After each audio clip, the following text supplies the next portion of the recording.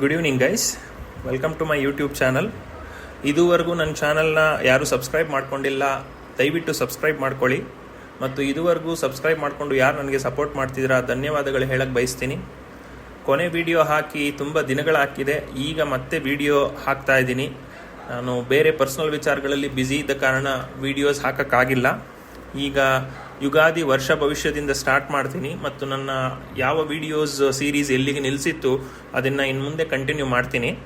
But Ugadi ವರ್ಷ ಭವಿಷ್ಯದಿಂದ ಆರಂಭ ಮಾಡ್ತಾ ಇದ್ದೀನಿ. ಇವಾಗ ಮೊದಲಿಗೆ ಎಲ್ಲರಿಗೂ 2024ರ ಯುಗಾದಿ ಹಬ್ಬದ ಆರ್ಥಿಕ ಶುಭಾಶಯಗಳು. ಈ ವರ್ಷ ನಿಮ್ಮೆಲ್ಲರಿಗೂ ತುಂಬ ಚೆನ್ನಾಗಿರಲಿ, ಟೈಮು ನಿಮಗೆ ಸಕ್ಸಸ್ ಸಿಗಲಿ ಅಂತ ನಾನು ಎಕ್ಸ್ಪೆಕ್ಟ್ ಮಾಡ್ತೀನಿ, ವಿಶ್ ಮಾಡ್ತೀನಿ. ಇನ್ನು ಯುಗಾದಿ ದಿನ ಅಂದರೆ ಏಪ್ರಿಲ್ 9ನೇ ತಾರೀಕು ಸೂರ್ಯೋದಯ ಆಗೋದು ಬೆಳಗ್ಗೆ 6:11. ಅದು ಮೀನ ಲಗ್ನದಲ್ಲಿ ಸೂರ್ಯ ಉದಯ ಆಗ್ತಿದೆ. ಮೊದಲಿಗೆ ಸಾಮಾನ್ಯವಾಗಿ ನಮ್ಮ ದೇಶದ ಭವಿಷ್ಯ ಏನು ಆಗುವಗಳು ಚೇಂಜಸ್ ಆಗಬಹುದು ಅನ್ನೋದನ್ನ ಈ ಸಮಯದ ಪ್ರಕಾರ ಹೇಳೋದನ್ನ ಹೇಳ್ತೀನಿ. 6:11 ಮೀನ ಲಗ್ನದಲ್ಲಿ ಸೂರ್ಯೋದಯ ಆಗ್ತಾ ಇದೆ. ಲಗ್ನದಲ್ಲೇ ಸೂರ್ಯ, ಚಂದ್ರ, ರಾಹು ಮತ್ತೆ ಶುಕ್ರ ಒಟ್ಟಿಗೆ ಇದ್ದಾರೆ. ರಾಹು ಚಂದ್ರ ಅಥವಾ ಸೂರ್ಯನ ಜೊತೆ ಇದ್ದರೆ ಗ್ರಹಣ ದೋಷ ಅಂತ ಕರಿತೀವಿ, ಪಿತೃದೋಷ ಅಂತಲೂ ಕರಿತೀವಿ. ರಾಹು ಚಂದ್ರ ಮತ್ತು ಸೂರ್ಯದ ಜೊತೆ ಇರೋದ್ರಿಂದ ದೇಶದ ಪರಿಸ್ಥಿತಿಗೆ ಅಷ್ಟು ಒಳ್ಳೆಯದಲ್ಲ. ಎಲೆಕ್ಷನ್ಸ್ ಬೇರೆ ಬರ್ತಾ ಇದೆ. So some sort of fiery changes, explosive things might happen. ಅಂದರೆ ಸೂರ್ಯ ಅಂತಂದರೆ ನಾವು ಕೇಂದ್ರ ಸರ್ಕಾರ ಅಂತ ಕನ್ಸಿಡರ್ ಮಾಡ್ತೀವಿ, ಚಂದ್ರನ್ನ ರಾಜ್ಯ ಸರ್ಕಾರ ಅಂತ ಕನ್ಸಿಡರ್ ಮಾಡ್ತೀವಿ. ರಾಹು ಎರಡರ ಜೊತೆಯೂ ಇರೋದ್ರಿಂದ ಇವರಿಗೆ ಬೆನಿಫಿಟ್ಸು ಅವರಿಗೆ ಬೆನಿಫಿಟ್ಸ್ ಇಲ್ಲ ಅಂತ ಹೇಳೋಷ್ಟೇನಿಲ್ಲ. ಎರಡು ಸರ್ಕಾರಕ್ಕೂ ತೊಂದರೆ ಇದೆ, ರಾಜ್ಯ ಸರ್ಕಾರಕ್ಕೂ ತೊಂದರೆ ಇದೆ, ಕೇಂದ್ರ ಸರ್ಕಾರಕ್ಕೂ ತೊಂದರೆ ಇದೆ. ಕೇಂದ್ರ ಸರ್ಕಾರದಲ್ಲಿ ಬದಲಾವಣೆಗಳು ಸಾಧ್ಯವಿದೆ, ಎಕ್ಸ್ಪ್ಲೋಸಿವ್ ಚೇಂಜಸ್ ಆರ್ ಪಾಸಿಬಲ್. ಹಾಗಂತ ತುಂಬ ಕೆಟ್ಟದ್ದಾಗತ್ತೆ, ಈಗಿರೋ ಸರ್ಕಾರದಕ್ಕೆ ತುಂಬ ನೆಗೆಟಿವ್ ಆಗತ್ತೆ ಅನ್ನೋ ಥರ ಏನಿಲ್ಲ. ಬಟ್ ಸ್ಟಿಲ್ ಒಂದು ಎಚ್ಚರಿಕೆಗಳು ಸಿಗುತ್ತೆ ಸರ್ಕಾರಕ್ಕೆ, ಕೇಂದ್ರ ಸರ್ಕಾರಕ್ಕೆ. ಇನ್ನು ಎರಡನೇ ಮನೆ ಆರ್ಥಿಕ ಪರಿಸ್ಥಿತಿಯನ್ನು ಸೂಚಿಸುತ್ತೆ. ಅಲ್ಲಿ ಬುಧ ಮತ್ತು ಗುರು ಒಟ್ಟಿಗೆ ಇದ್ದಾರೆ. ಬುಧ ರೀಸನಿಂಗ್ ಸ್ಕಿಲ್ಸು, ಲಾಜಿಕಲ್ ಅನಾಲಿಸಿಸ್ಸು ಇದೆಲ್ಲವನ್ನು ತೋರಿಸ್ತಾನೆ. ಗುರು ಸಾಮಾನ್ಯವಾಗಿ ಜ್ಞಾನವನ್ನು ತೋರಿಸ್ತಾನೆ. ಗುರು ತನ್ನ ಪರಮ ಮಿತ್ರನಾದ ಕುಜನ ಮನೆಯಲ್ಲಿ ಕೂತಿದ್ದಾನೆ. ಇದು ಅಗ್ನಿತತ್ವ ರಾಶಿ, ಇದು ತುಂಬಾ ಒಳ್ಳೆ ಸ್ಥಾನ ಗುರು ಗ್ರಹಕ್ಕೆ. ಆದರೆ ಬುಧನಿಗೆ ಅಷ್ಟು ಒಳ್ಳೆ ಸ್ಥಾನ ಅಲ್ಲ. ಯಾಕೆ ಅಂತಂದ್ರೆ ಕುಜ ಬುಧನನ್ನು ಶತ್ರು ಅಂತ ಪರಿಗಣಿಸಲ್ಲ, ಆದರೆ ಬುಧ ಕುಜನನ್ನು ಶತ್ರು ಅಂತಾನೆ ಪರಿಗಣಿಸೋದು. ಮತ್ತೆ ಗುರುವು ಅಷ್ಟೇ, ಗುರು ತನ್ನ ಶತ್ರುವಾದ ಪರಮಶತ್ರುವಾದ ಶುಕ್ರನಿಗೂ ತನ್ನ ಮನೆಯಲ್ಲೇ ಉಚ್ಚನಾಗುವಂತ ಪರಿಸ್ಥಿತಿಯನ್ನು ನಿರ್ಮಾಣ ಮಾಡಿಕೊಡ್ತಾನೆ. ಅವನು ಯಾರನ್ನೂ ದ್ವೇಷಿಸಲ್ಲ. ಆದರೆ ಬುಧ ಗುರು ಗ್ರಹವನ್ನು ಕೂಡ ದ್ವೇಷಿಸ್ತಾನೆ. ಶೇರ್ ಮಾರ್ಕೆಟ್ ವಿಚಾರದಲ್ಲಿ ಹೆಚ್ಚು ಕಮ್ಮಿ ಆಗುವ ಸಾಧ್ಯತೆ ಇರುತ್ತೆ. ಹೆಚ್ಚು ಕಮ್ಮಿ ಅಂತಂದ್ರೆ ಸಡನ್ ಆಗಿ ಅದು ತುಂಬಾ ಲಾಭನೂ ತಂದ್ಕೊಡ್ಬೋದು ನಮ್ಮ ದೇಶಕ್ಕೆ, ಅದೇ ರೀತಿ ಹೊಡೆತಾನೂ ತಂದ್ಕೊಡ್ಬೋದು. Because of election some stocks and share might vary, ತುಂಬಾ ಹೈಯರ್ ರೇಂಜ್ಗೆ ವೇರಿಯೇಷನ್ ಆಗುವಂತ ಸಾಧ್ಯತೆ ಇರುತ್ತೆ. ಇನ್ನು 7ನೇ ಮನೆಯಲ್ಲಿ ಕೇತು ಇದ್ದಾನೆ. ಫಾರಿನ್ ರಿಲೇಷನ್ಸ್ಗೆ ಸ್ವಲ್ಪ ಹೊಡೆತ ಬೀಳುತ್ತೆ. ಮತ್ತು 12ನೇ ಮನೆಯಲ್ಲಿ ಶನಿ ಮತ್ತು ಕುಜ ಒಟ್ಟಿಗೆ ಇದ್ದಾರೆ. ಇದು ಒಂದು fiery combination. All over India ಸ್ವಲ್ಪ ಅಗ್ನಿ ಅವಘಡಗಳಾಗಿರ್ಬೋದು, ಟೆರರಿಸ್ಟ್ ಆಕ್ಟಿವಿಟೀಸ್ ಆಗ್ಬೋದು, ಬಾಂಬ್ ಬ್ಲಾಸ್ಟ್ಗಳಾಗ್ಬೋದು, ಇಂಥ ಸಾಧ್ಯತೆಗಳು ಹೆಚ್ಚಿದಾವೆ. ನ್ಯಾಷನಲ್ ಸೆಕ್ಯೂರಿಟಿ ಮ್ಯಾಟರ್ಸು ತುಂಬಾ ಸೀರಿಯಸ್ ಆಗಿ ಕನ್ಸಿಡರ್ ಆಗುವಂತ ಸಿಚುವೇಶನ್ಸ್ ಎದುರಾಗುವಂತ ಎಲ್ಲ ಲಕ್ಷಣಗಳು ಇರುತ್ತೆ. ಇದಿಷ್ಟು ಜನರಲ್ ಆಗಿ ದೇಶದ ವಿಚಾರಕ್ಕೆ ಬಂದ್ರೆ, ಇನ್ನು ನೆಕ್ಸ್ಟ್ 12 ರಾಶಿಗಳ ವರ್ಷ ಭವಿಷ್ಯಕ್ಕೆ ನಾವು ಹೋಗೋಣ. ಇನ್ನು ಮೊದಲನೆಯ ರಾಶಿ ಮೇಷ ರಾಶಿಯ ಯುಗಾದಿ ಹಬ್ಬದ ವರ್ಷ ಭವಿಷ್ಯ ನೋಡೋದಾದ್ರೆ, ಮೇಷ ರಾಶಿಗೆ ಸೂರ್ಯ 12ನೇ ಮನೆಯಲ್ಲಿದ್ದಾನೆ. 12ನೇ ಮನೆಯಲ್ಲಿ ಸೂರ್ಯ ಅಷ್ಟು ಶುಭ ಸ್ಥಾನದಲ್ಲಿ ಇಲ್ಲ. ಯಾಕೆ ಅಂತಂದ್ರೆ ಅಲ್ಲಿ ಅವನು ಆರೋಗ್ಯ ಸಮಸ್ಯೆಗಳನ್ನು ತೋರಿಸ್ತಾನೆ ಮತ್ತು ಮಾನಹರಣ ಆಗುವಂತ, ಯಾವುದಾದ್ರೂ ಸ್ಕ್ಯಾಂಡಲ್ ಒಳಗಡೆ ಸಿಗಾಕೊಂಡು ಮಾನ ಕಳ್ಕೊಳ್ಳುವಂತ ಪರಿಸ್ಥಿತಿಗಳಾಗ್ಬೋದು. ಮತ್ತೆ ಅನವಶ್ಯಕ ಖರ್ಚು, ಎಕ್ಸ್ಟ್ರಾವೆಗೆಂಟ್ ಆಗಿ ಖರ್ಚು ಮಾಡೋದಿರ್ಬೋದು. ಮತ್ತೆ ಇನ್ನೊಂದು ಸರ್ಕಾರಕ್ಕೆ ದಂಡದ ರೀತಿ ಪಾವತಿ ಮಾಡುವಂತ ಸಿಚುವೇಶನ್ಸ್ ನಿರ್ಮಾಣ ಆಗ್ಬೋದು. ಸೊ ಸೂರ್ಯ ಚೆನ್ನಾಗಿಲ್ಲ ಮತ್ತು ಕಾನ್ಫಿಡೆನ್ಸ್ ತುಂಬಾ ಕಮ್ಮಿ ಇರುತ್ತೆ. ಇನ್ನು ಚಂದ್ರ ಕೂಡ 12ನೇ ಮನೆಯಲ್ಲೇ ಇದ್ದಾನೆ. ಇದು ಕೂಡ ಮಾನಹರಣವನ್ನು ತೋರಿಸ್ತಿದ್ದೆ. ಇನ್ನೊಂದು ಕಾಂಬಿನೇಷನ್ ಇದೆ, ಅದು ರಾಹು ಕೂಡ ಇವರ ಜೊತೆಯಲ್ಲೇ ಇದ್ದಾನೆ. ನೀವೇನಾದ್ರೂ ಹಿಂದೆ ಏನಾದ್ರೂ ಮಾಡಬಾರದ ಕೆಲಸ ಮಾಡಿದ್ರೆ ಡೆಫಿನೆಟ್ಲಿ ನಿಮ್ಮ ಮಾನಭಂಗ ಖಚಿತ, ಡೆಫಿನೆಟ್ಲಿ ಡಿಫೇಮ್ ಆಗ್ತೀರಾ. ಮಾಡಬಾರ್ದ ಕೆಲಸ ಮಾಡಿದ್ರೆ ಆಗಬಾರ್ದಾಗಿ ಶಿಕ್ಷೆ ಖಂಡಿತವಾಗ್ಲೂ ಸಿಗುತ್ತೆ ನಿಮಗೆ. ಮತ್ತು ಯಾವಾಗಲೂ ಸ್ವಲ್ಪ ಡಿಪ್ರೆಸ್ಡ್ ಥಾಟ್ಸು ಮತ್ತೆ ವೈರಾಗ್ಯ ಮನೋಭಾವನೂ ಇರುತ್ತೆ. ಸ್ಲೀಪ್ಲೆಸ್ನೆಸ್ ಕಾಡ್ಬೋದು, ಕೆಟ್ಟ ಕನಸುಗಳು ಬೀಳ್ಬೋದು. ಇಂತಹ ಸ್ಥಾನ ಇರುತ್ತೆ ಚಂದ್ರನಿಂದ. ಇನ್ನು ಕುಜ ನಿಮ್ಮ 11ನೇ ಮನೆಯಲ್ಲಿದ್ದಾನೆ. ಇದು ತುಂಬಾ ಒಳ್ಳೆಯ ಸ್ಥಾನ. ನಿಮಗೆ ರಿಯಲ್ ಎಸ್ಟೇಟ್ ಏಜೆನ್ಸಿಯಲ್ಲಿ ಕೆಲಸ ಮಾಡ್ತಿದ್ರೆ ಅಥವಾ ರಿಯಲ್ ಎಸ್ಟೇಟ್ ಏಜೆಂಟ್ ಆಗಿ ಕೆಲಸ ಮಾಡ್ತಿದ್ರೆ, ಕನ್ಸ್ಟ್ರಕ್ಷನ್ ಬಿಲ್ಡಿಂಗ್ ಎಕ್ವಿಪ್ಮೆಂಟ್ಸ್ ಸೇಲ್ ಮಾಡ್ತಿದ್ರೆ ಅಥವಾ ಕನ್ಸ್ಟ್ರಕ್ಷನ್ ಆಕ್ಟಿವಿಟೀಸ್ ಅಲ್ಲಿ ಇನ್ವಾಲ್ವ್ ಆಗ್ತಿದ್ರೆ ಅಥವಾ ಯಾವುದೇ ರೀತಿಯ developmental activities which involves earth ಅಂದ್ರೆ ಲ್ಯಾಂಡ್ ವಿಚಾರವಾಗಿ ನೀವು ಮಾಡ್ತಿದ್ದೀರಾ ಅಂತಂದ್ರೆ ತುಂಬಾ ಒಳ್ಳೆ ಬೆನಿಫಿಟ್ ಇರುತ್ತೆ, ತುಂಬಾ ಲಾಭ ಇರುತ್ತೆ. ಕುಜನಿಂದ ಒಳ್ಳೆ ಲಾಭ ಇದೆ. ಭೂಮಿ ಸಂಪಾದನೆ ಮಾಡುವ ಯೋಗವೂ ಇದೆ. ಭೂಮಿಯನ್ನು ಮಾರಿ ಅದರಿಂದ ಹೆಚ್ಚು ಹಣ ಸಂಪಾದನೆ ಮಾಡುವ ಯೋಗವೂ ಇದೆ. ಪೊಲೀಸ್ ಅವರಿಗೆ ಸ್ವಲ್ಪ ಒಳ್ಳೆ ಪರಿಸ್ಥಿತಿಯೇ ಇದೆ. ಪ್ರಮೋಷನ್ ಸಿಗ್ಬೋದು, ಮತ್ತೆ ನಿಮ್ಮ ಕೆಲಸ ರೆಕಗ್ನಿಷನ್ ಆಗುತ್ತೆ. ಇನ್ನು ಬುಧ ನಿಮ್ಮ 1ನೇ ಮನೆಯಲ್ಲಿದ್ದಾನೆ.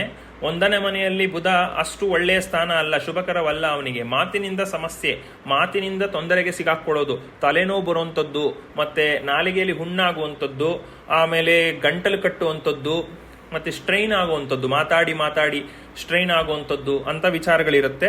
ಬುಧನ ಸ್ಥಾನ ಅಷ್ಟು ಒಳ್ಳೇದಿಲ್ಲ. ಅಕೌಂಟೆನ್ಸಿ ವಿಚಾರದಲ್ಲಿ ತುಂಬಾ ಎಚ್ಚರಿಕೆಯಿಂದ ಇರಬೇಕು, ಯಾಕಂದ್ರೆ ಫಿನಾನ್ಷಿಯಲ್ ಇಯರ್ ಇದು ಬೇರೆ ಬರ್ತಾ ಇದೆ ಇವಾಗ. ಸೊ ಟ್ಯಾಕ್ಸ್ ಫೈಲಿಂಗು ಅದರೆಲ್ಲ ತುಂಬಾ ಹುಷಾರಾಗಿರ್ಬೇಕು ನೀವು. ಇನ್ನು ಗುರು ನಿಮ್ಮ 1ನೇ ಮನೆಯಲ್ಲಿದ್ದಾನೆ. ಜನ್ಮಗುರು ನರದುಃಖಂ ಅಂತ ಹೇಳ್ತಾರೆ, ಆದರೆ ಇದು ಕೆಲವು ದಿನಗಳು ಮಾತ್ರ. ಯಾಕೆ ಅಂತಂದ್ರೆ 9ನೇ ತಾರೀಕು ಯುಗಾದಿ, ಆ ಭವಿಷ್ಯ ನಾನು ಹೇಳ್ತಾ ಇದ್ದೀನಿ. 23ನೇ ತಾರೀಕು ಗುರು ಬದಲಾವಣೆ ಆಗುತ್ತೆ. ನಿಮಗೆ 2ನೇ ಮನೆಗೆ ಬರ್ತಾನೆ, ಗುರುಬಲ ನಿಮಗೆ ಸ್ಟಾರ್ಟ್ ಆಗುತ್ತೆ. ಅದರಿಂದ ನಿಮಗೆ ತುಂಬಾ ಒಳ್ಳೆಯ ಲಾಭಗಳಿರುತ್ತೆ. 2ನೇ ಮನೆಗೆ ಬರೋದ್ರಿಂದ ಸಂಸಾರದಲ್ಲಿ ಹೆಚ್ಚಳ ಅಂತಂದ್ರೆ ಯಾರಾದ್ರೂ ಮದುವೆ ಆಗ್ಬೇಕು ಅಂತ ನೋಡ್ತಿದ್ರೆ ಮದುವೆ ಆಗುವ ಚಾನ್ಸಸ್ ಇರುತ್ತೆ, ಅಥವಾ ಮದುವೆ ಆಗಿ ಮಕ್ಕಳನ್ನ ಎಕ್ಸ್ಪೆಕ್ಟ್ ಮಾಡ್ತಿರೋರಿಗೆ ಮಕ್ಕಳಾಗುವ ಸಾಧ್ಯತೆಗಳು ಇರುತ್ತೆ. ಮತ್ತು ನಿಮ್ಮ saving canopy, expenditure canopy reduce ಆಗಿ ಸೇವ್ ಮಾಡುವಂತ ಹಣದ ಕ್ಯಾನಪಿ ಜಾಸ್ತಿ ಆಗುತ್ತೆ. ಅಂದ್ರೆ ಸೇವಿಂಗ್ಸ್ ಜಾಸ್ತಿ ಮಾಡ್ಕೊಳ್ತೀರಾ, ಇನ್ಕಮ್ ಜಾಸ್ತಿ ಆಗ್ಬೋದು, ಹೈಕ್ ಜಾಸ್ತಿ ಆಗ್ಬೋದು, ತುಂಬಾ ಜಾಸ್ತಿ ಪರ್ಸೆಂಟೇಜ್ ಹೈಕ್ ಸಿಗ್ಬೋದು ನಿಮಗೆ. ಇಲ್ಲ ಒಂದು ಬೇರೆ ಜಾಬ್ ಸ್ವಿಚ್ ಮಾಡಿ ಅಲ್ಲಿ ಕೂಡ ಒಳ್ಳೆ ಹೈಕ್ ಸಿಗ್ಬೋದು. ಇಂಥ ಚಾನ್ಸಸ್ ಜಾಸ್ತಿ ಇದೆ. ಓವರ್ ಆಲ್ ತುಂಬಾ ಚೆನ್ನಾಗಿದೆ 1 ವರ್ಷ ಗುರು ಕಡೆಯಿಂದ. ಇನ್ನು ನಿಮಗೆ ಶನಿ 11ನೇ ಮನೆಯಲ್ಲಿದ್ದಾನೆ. ನಿಮಗೆ ಶನಿ ಬಲ ಇದೆ. ಶನಿ ಎಂತ ತೊಂದರೆ ಇದ್ರೂ ಕಾಪಾಡ್ತಾನೆ, ಆದರೆ ಕಂಡೀಷನ್ಸ್ ಅಪ್ಲೈಡ್. ನೀವು ನ್ಯಾಯವಾಗಿದ್ರೆ ಮಾತ್ರ. ನೀವು ನ್ಯಾಯವಾಗಿದ್ರೆ ಈ ದೇಶದ ಪ್ರಧಾನಿ ನಿಮ್ಮ ಎದುರುಗಡೆ ನಿಂತ್ಕೊಂಡು ನಿಮ್ಮ ಮೇಲೆ ಯುದ್ಧ ಮಾಡಕ್ ಸ್ಟಾರ್ಟ್ ಮಾಡಿದ್ರು ಶನಿ ನಿಮ್ಮನ್ನು ಕಾಪಾಡ್ತಾನೆ. ಒಂದು ವೇಳೆ ನೀವು ನ್ಯಾಯವಾಗಿಲ್ಲ ಅಂತ ಅಂದ್ರೆ ನೀವೇ ಪ್ರಧಾನಿಯಾಗಿ ಒಬ್ಬ ಬೀದಿಲಿ ಹೋಗೋ ಬರಿಗೈ ದಾಸ ನಿಮಗೆ ಅವಮಾನ ಮಾಡಿಬಿಡ್ತಾನೆ. ಆ ಮಟ್ಟಕ್ಕೆ ತೊಂದರೆ ಅನುಭವಿಸ್ತೀರಾ.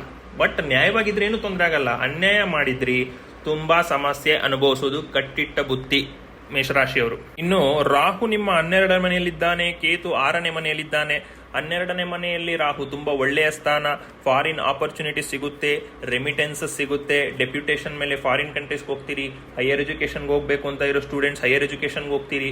ಕೆಲಸ ಹುಡುಕ್ತಿರೋರು ಅಲ್ಲೇ ಕೆಲಸ ಸಿಕ್ಕಿ, ಪರ್ಮನೆಂಟ್ ಸೆಟಲ್ಮೆಂಟ್ ಅಲ್ಲ, 3 years visa, 1 year visa, 3 months deputation, ಈ ತರ short term period, not life long, short term ಪೀರಿಯಡ್ಗೆ ಆಗುತ್ತೆ. ಒಂದು ವೇಳೆ ನಿಮ್ಮ ಜನ್ಮ ಜಾತಕದಲ್ಲಿ ಫಾರಿನ್ ನಲ್ಲೇ ಸೆಟಲ್ಮೆಂಟ್ ಆಗೋ ಯೋಗ ಇದೆ ಅಂತಂದ್ರೆ ಅದು ಡೆಫಿನೆಟ್ಲಿ ಸಾಧ್ಯ ಆಗುತ್ತೆ. ಏನಾದ್ರೂ ನಿಮಗೆ ಆ ಯೋಗ ಇಲ್ಲ, ಗ್ರಹಚಾರದ್ದೇ ನೋಡ್ತೀವಿ, ಅವಲಂಬಿತರಾಗಿದ್ದೀರಿ ಅಂತಂದ್ರೆ ಡೆಫಿನೆಟ್ಲಿ ಫಾರಿನ್ ಆಪರ್ಚುನಿಟಿ ಸಿಗೋ ಯೋಗ ಇರುತ್ತೆ.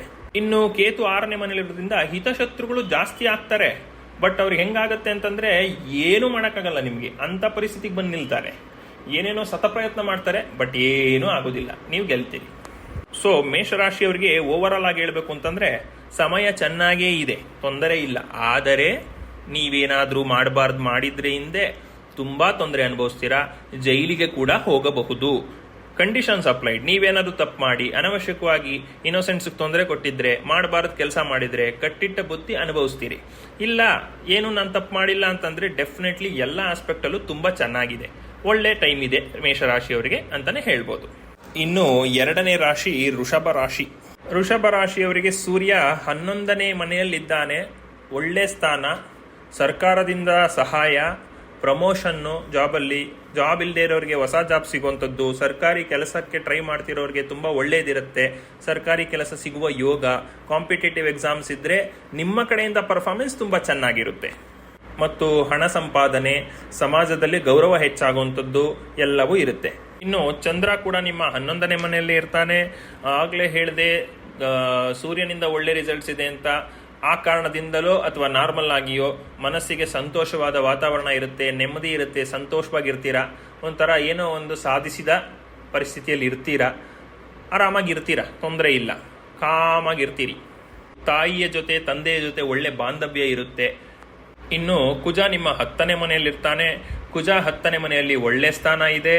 ಕೆಲಸದಲ್ಲಿ ಹೆಚ್ಚು ಪ್ರಗತಿ, ಸೂರ್ಯನಿಂದಲೂ ಪ್ರಗತಿ, ಚಂದ್ರನಿಂದಲೂ ಪ್ರಗತಿ ಮತ್ತು ಕುಜನಿಂದಲೂ ಪ್ರಗತಿ. ಕೆಲಸ ಎಸ್ಪೆಷಲಿ ರಿಯಲ್ ಎಸ್ಟೇಟ್ ಏಜೆಂಟ್ ಆಗಿ ಕೆಲಸ ಮಾಡ್ತಿದ್ರೆ, ಭೂಮಿಗೆ ರಿಲೇಟೆಡ್ ವರ್ಕ್ ಮಾಡ್ತಾ ಇದ್ರೆ, ಕನ್ಸ್ಟ್ರಕ್ಷನ್ ಅಲ್ಲಿ ಇದ್ರೆ, ಕಬ್ಬಿಣ ಹ್ಯಾಂಡಲ್ ಮಾಡೋದಿರ್ಬೋದು, ಕಬ್ಬಿಣ ಮಾರೋವಂಥದ್ದು ಇರ್ಬೋದು, ಖರೀದಿ ಮಾಡಿ ಅದನ್ನ ಯುಟಿಲೈಸ್ ಮಾಡುವಂಥದ್ದು ಇರ್ಬೋದು, ಇದೆಲ್ಲದಕ್ಕೂ ಒಳ್ಳೆ ಆಪರ್ಚುನಿಟೀಸ್ ಇರುತ್ತೆ. ಮತ್ತು 10ನೇ ಮನೆಯಲ್ಲಿ ಕುಜ ಇರೋದ್ರಿಂದ ಭೂಮಿ ಖರೀದಿಗೆ ಹಣ ಸಂಪಾದನೆ ಮಾಡುವಂತ ಯೋಗ. 11ನೇ ಮನೆ ಬಂದಾಗ ಸಂಪಾದನೆ ಆಗುತ್ತೆ, 10ನೇ ಮನೇಲಿ ಇದ್ದಾಗ ಅದಕ್ಕೆ ಅಂತ ಕೂಡಿಡುವಂಥದ್ದು, ಅದಕ್ಕೆ ಅಂತ ಸೇವಿಂಗ್ಸ್ ಜಾಸ್ತಿ ಮಾಡುವಂಥದ್ದು, ಎಕ್ಸ್ಪೆಂಡಿಚರ್ನ ಕಮ್ಮಿ ಮಾಡುವಂಥದ್ದು ಮಾಡ್ತೀರಾ. ಮತ್ತು 12ನೇ ಮನೆಯಲ್ಲಿ ಬುಧ ಇದ್ದಾನೆ. ಸ್ವಲ್ಪ ಖರ್ಚು ಜಾಸ್ತಿ. ಈಗಷ್ಟೇ ಸೇವಿಂಗ್ಸ್ ಮಾಡ್ತೀನಿ ಅಂತ ಹೇಳ್ಬಿಟ್ಟು ಆಗ್ಲೇ ಖರ್ಚು ಅಂತ ಹೇಳ್ತಾ ಇದ್ದೀನಿ ಅಂತಲ್ಲ, ಅವಶ್ಯಕತೆ ಇರುವಂತ ಖರ್ಚುಗಳು ಅದು ಸ್ವಲ್ಪ ಜಾಸ್ತಿ ಆಗುವಂಥದ್ದು. ಅಂದ್ರೆ ಈಗ ನೀವೇನೋ ಒಂದು ಖರೀದಿ ಮಾಡಬೇಕು ಅಂತ ಇರ್ತೀರಿ, ಒಂದು ವರ್ಷದಿಂದ ಪ್ಲಾನ್ ಮಾಡಿರ್ತೀರಿ, ತಗೊಳ್ಬೇಕು ಅಂತ ಡಿಸೈಡ್ ಮಾಡಿರ್ತೀರಿ, ಇನ್ಫ್ಲೇಷನ್ ಇಂದ ರೇಟ್ ಜಾಸ್ತಿ ಆಗುತ್ತೆ. ಹಾಗಂತ ಐಟಮ್ ತಗೊಳ್ಳೋದು ನಿಲ್ಲಿಸ್ಬಿಡ್ತೀರಾ? ಅದು ಅವಶ್ಯಕ ವಸ್ತುವೇ ಆಗಿರುತ್ತೆ. ಅದೇನು ನೀವು ಫಸ್ಟ್ ಜಾಸ್ತಿ ಇತ್ತು ಅಂತ ಅದನ್ನ ನೀವು ಪ್ಲಾನ್ ಮಾಡಿಲ್ಲ. ಇನ್ಫ್ಲೇಷನ್ ಇಂದ ಕಾಸ್ಟ್ ಜಾಸ್ತಿ ಆದ್ರೆ ಅಥವಾ ಡಿಮ್ಯಾಂಡ್ ಅಂಡ್ ಸಪ್ಲೈ ವೇರಿಯೇಷನ್ ಇಂದ ಕಾಸ್ಟ್ ಜಾಸ್ತಿ ಆದ್ರೆ ಅದಕ್ಕೆ ನೀವೇನ್ ಮಾಡಕ್ಕಾಗುತ್ತೆ? ಗ್ಲೋಬಲ್ ಮ್ಯಾಟರ್ ಅದು. ಆ ಕಾರಣದಿಂದ ಖರ್ಚುಗಳು ಜಾಸ್ತಿ ಆಗುವಂತ ಚಾನ್ಸಸ್ ಇರುತ್ತೆ. ಮತ್ತು ಜಮೀನಿನ ವಿಚಾರ ಆಗಿ ತಗಾದೆಗಳಾಗುವಂತ ಚಾನ್ಸಸ್ ಇರುತ್ತೆ. ನಾನು ಈಗಲೇ ಹೇಳಿದೆ, ಕುಜ 10ನೇ ಮನೇಲಿದ್ದಾಗ ಅದಕ್ಕೆ ಜಮೀನು ಖರೀದಿ ಮಾಡೋದಕ್ಕೆ ಹಣ ಸಂಪಾದನೆ ಮಾಡಿ 11ನೇ ಮನೆಗೆ ಹೋದಾಗ ಮಾಡ್ಕೊಳ್ಳಿ ಅಂತ.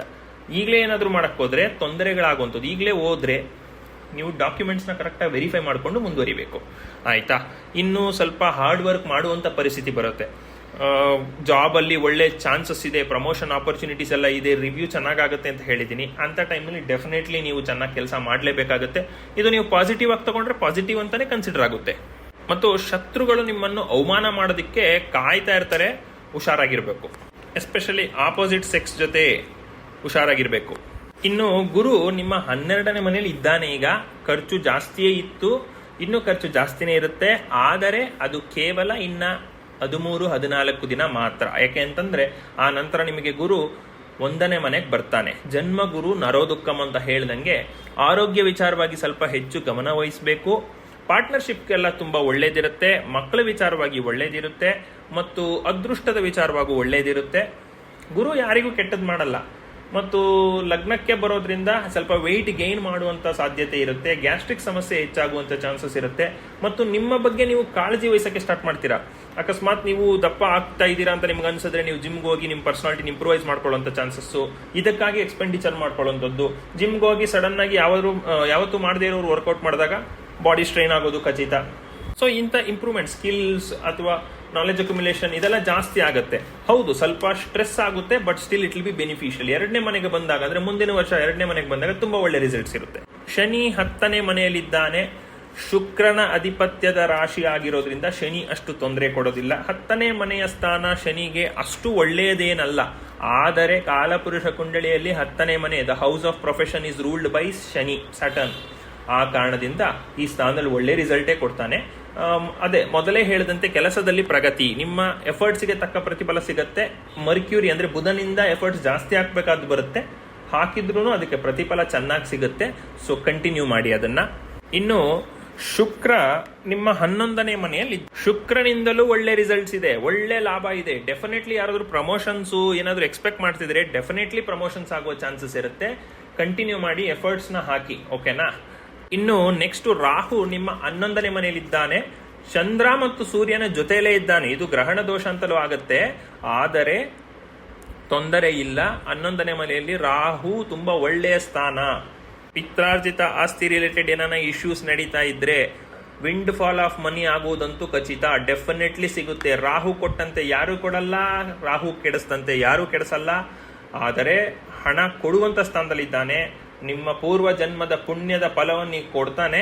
ಡೆಫಿನೆಟ್ಲಿ ಬಟ್ ಹುಷಾರಾಗಿರ್ಬೇಕು. ಮೋಸ ಹೋಗುವಂತ ಚಾನ್ಸಸ್ ಇರುತ್ತೆ, ನಂಬಿದವರಿಂದ ಮೋಸ ಆಗುವಂತ ಚಾನ್ಸಸ್ ಇರುತ್ತೆ. ನೀವು ಮೋಸ ಹೋಗ್ತೀರಾ ಅಂತಲ್ಲ, ಹುಷಾರಾಗಿರಿ ಅಂತ ಹೇಳ್ತಾ ಇದ್ದೀನಿ. ಎಸ್ಪೆಷಲಿ ದುಡ್ಡಿನ ವಿಚಾರದಲ್ಲಿ ಕೋಟ್ಯಾಂತರ ರೂಪಾಯಿ ಆಸ್ತಿನ, ಈಗ 100 ಕೋಟಿ ಬಾಳೋ ಆಸ್ತಿನ ಯಾವನೋ 20 ಕೋಟಿ ಖರೀದಿ ಮಾಡ್ಬಿಡ್ತಾನೆ ನಿಮ್ಮನ್ನ ಪುಸ್ಲಾಯಿಸಿ. ಈ ತರ ಆಗುವಂತ ಚಾನ್ಸಸ್ ಇರುತ್ತೆ. ಕರೆಕ್ಟ್ ಆಗಿ ಅದರ ವ್ಯಾಲ್ಯೂಯೇಷನ್ ತಿಳ್ಕೊಂಡು ನಿಧಾನ ಮಾಡಿ, ತೊಂದರೆ ಇಲ್ಲ, ಸಮಯ ತಗೊಂಡು ಆರಾಮಾಗಿ ಡಿಸಿಷನ್ ತಗೊಳ್ಳಿ. ಐಷಾರಾಮಿ ಜೀವನ ನಡೆಸುವ ಯೋಗ ಇದೆ. ರಾಹು ಎಲ್ಲ ಲಕ್ಸುರಿಯಸ್ ವೆಹಿಕಲ್ಸು, ಬಂಗ್ಲೆ, ಕಾರು, ಒಳ್ಳೆ ಊಟ, ಫಾರಿನ್ ಟ್ರಿಪ್ಪು ಎಲ್ಲವೂ ಚಾನ್ಸ್ ಇದೆ. ಫಾರಿನ್ಗೆ ಹೋಗಿ ಬರುವಂಥದ್ದು, ಕೆಲಸಕ್ಕಾಗಾದ್ರೂ ಆಗ್ಬೋದು ಅಥವಾ ನಾರ್ಮಲ್ ಟ್ರಿಪ್ ಆಗಿ ಆದ್ರೂ ಆಗ್ಬೋದು. ಎಲ್ಲ ರೀತಿಯ ಭೋಗ ಅನುಭವಿಸುವಂತ ಯೋಗ ಕೊಡ್ತಾನೆ ರಾಹು. ಇನ್ನು ನೆಕ್ಸ್ಟ್ ಕೇತು 5ನೇ ಮನೆಯಲ್ಲಿದ್ದಾನೆ. ಮಕ್ಕಳ ವಿಚಾರವಾಗಿ ಎಚ್ಚರಿಕೆಯಿಂದ ಇರಬೇಕು. ನಿಮಗೆ ಆಸ್ತಿ ಬರುತ್ತೆ ಅಂತ ಹೇಳಿದೆ, ತುಂಬಾ ದೊಡ್ಡ ಮಟ್ಟದ ಅಮೌಂಟ್ ಬರುತ್ತೆ, ದುಡ್ಡು ಬರುತ್ತೆ ಅಂತ. ಇದರಿಂದ ನಿಮ್ಮ ಮಕ್ಕಳ ಮೇಲೆ ದ್ವೇಷ ಸಾಧಿಸ್ತಾರೆ ನಿಮ್ಮ ಸಂಬಂಧಿಕರು. ನಿಮ್ಮ ಮಕ್ಕಳನ್ನು ಟಾರ್ಗೆಟ್ ಮಾಡ್ತಾರೆ, ಕಿಡ್ನಾಪ್ ಮಾಡೋದಾಗ್ಬೋದು, ಅವ್ರ ಮೇಲೆ ಮಾಟ ಮಂತ್ರ ಮಾಡೋದಾಗ್ಬೋದು, ಅವರಿಗೆ ಕೊಲೆಗಿಲೆ ಮಾಡಿಸುವಂತ ಕನ್ಸ್ಪಿರಸಿ ಮಾಡುವಂಥದ್ದಾಗಿರ್ಬೋದು, ಮಕ್ಕಳನ್ನು ಬೇರೆ ರೀತಿಯ ಚಟಕ್ಕೆ ಸಿಲುಕಿಸಿ ಹಾಳು ಮಾಡುವಂಥದ್ದಿರ್ಬೋದು. ಇವೆಲ್ಲ ಮಾಡುವ ಸಾಧ್ಯತೆ ಇರುತ್ತೆ, ಹುಷಾರಾಗಿರಿ. ಓವರ್ ಆಲ್ ಆಗಿ ವೃಷಭ ರಾಶಿಯವರಿಗೆ ಸಮಯ ತುಂಬಾ ಚೆನ್ನಾಗಿದೆ ಅಂತಾನೆ ಹೇಳ್ಬೋದು. ಶನಿ ಬಲ ಇಲ್ಲ.